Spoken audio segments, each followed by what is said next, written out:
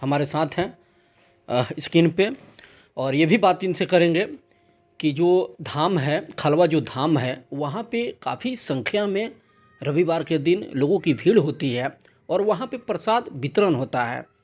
जबकि ये बातें वहाँ की है कि जो शिष्य हैं वहाँ का कुछ नहीं लेते हैं। इस पर भी कुछ चर्चा करेंगे। बहुत बहुत फिर से स्वागत है दुबे जी।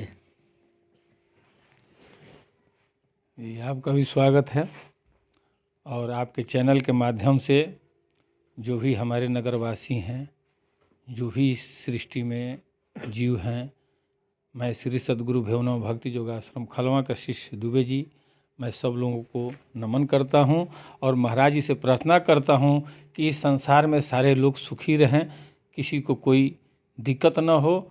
हे परमपिता परमात्मा, सबको खुशमय जीवन ही लोगों का व्यतीत हो। दूसरा बार जी, आपसे मिलने का मेरा उद्देश्य है ये है कि पिछला जो हम लोग रविवार के दिन जो खबर चलाए थे, जो इंटरव्यू हमने आपका लिया था, उसमें कुछ लोगों का राय आया हुआ है कमेंट बॉक्स में। लोग ये लिख रहे हैं कि आप लोग झूठा खबर मत फैलाइए, झूठा खबर मत दिखाइए। तो इस पर आपकी क्या राय रहेगी, क्या कुछ कहेंगे? देखिए,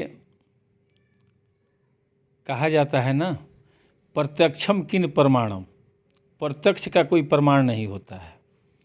और दूसरा चीज़ कि जिनको ये लग रहा है कि अफवाह है, झूठी बात है, तो सही बात है कि उनको ये समझ में आएगा।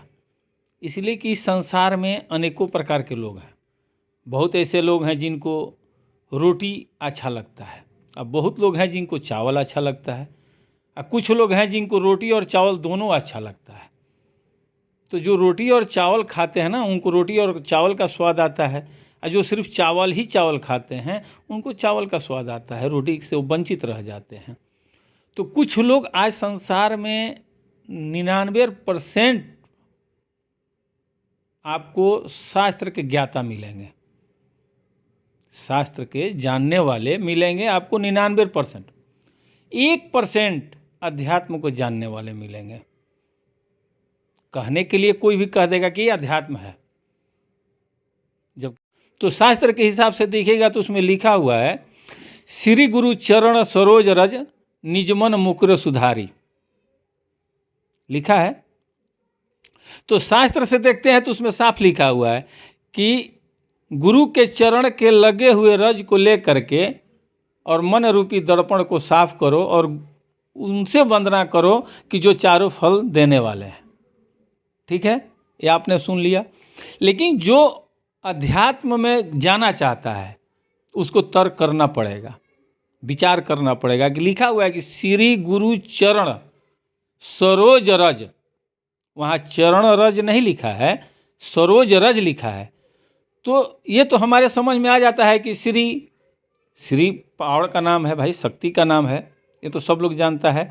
गुरु जो ज्ञान है, जिसके पास ज्ञान है, जो ज्ञान वितरण करते हैं, जो लोगों को सही मार्ग दर्शाते हो, तो गुरु हो गए। चरण ये भी समझ में आ जाता है कि चरण का मतलब पैर होता है। लेकिन यहाँ सरोज रज, तो सरोज क्या है? ये सरोज तभी पता चलेगा कि जब आप अध्यात्म में जाएंगे। निज, निज मतलब कि अपना, निज मन मुकुर सुधारी, यानी वो जो निज आपके अंदर जो मन है, जो मन रूपी दर्पण है, उसको साफ करेंगे। तो ये मन रूपी दर्पण कहाँ है?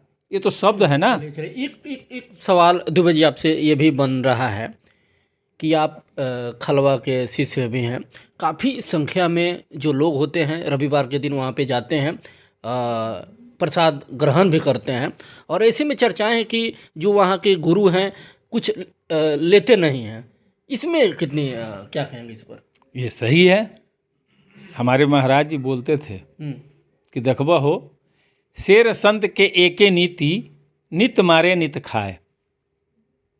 महाराज जी हमारे बोलते थे कि देखो, जो संत अगर किसी के सामने या अपने अंदर ये अपेक्षा रख लिया कि सामने से मुझे कुछ चाहिए, वो संत नहीं होता है। संत तो वो होता है कि जिसमें शक्ति हो, और जिसमें शक्ति होती है वो शांत होता है, और जो शांत होता है वो एकांत में वास करता है। तो संसार का एकांत कहाँ है जानते हैं आप? संसार का एकांत होता है शमशान। वहाँ जल्दी कोई जाना नहीं चाहता है, और जो जाता है वहाँ आप किसी को नहीं देखेंगे कि झगड़ा तकरार या किसी तरह का दुनियादारी बात करे। तो संत जो होता है एकांत में रहता है, और एकांत में जैसे ही वो वास करता है ना, तो ये प्राकृतिक जो है वहाँ झुंड लगा देती है मेला, कि मुझसे बचकर जाओगे कहाँ, आप भी मेरे साथ ही रहो और इसमें से तुम निकल जाओ। तो संत जो हमारे जो खलवा धाम महाराज जी आप पता करेंगे तो वहाँ उस समय कुछ नहीं था, वहाँ जंगल था, उस जंगल में रहते थे। और एक लौकी के टुकड़ा टुकड़ा कर कर के, एक लौकी महीना दिन चलता था, नमक डाल करके और प्रसाद पाते थे। वो बोलते थे कि देखिए संत किसी का आगे हाथ नहीं फैला सकता है, संत राजा होता है। और उन्होंने कहा कि जो राजा होता है वो देता है, वो लेता नहीं है वो, और जो ले लिया वो राजा कैसा। और मैंने पूछा कि महाराज तब हम लोग कौन हैं? तो राजा का लड़का राजकुमार होता है, वो देता है, वो लेता नहीं है, उसने लेना सीखा ही नहीं।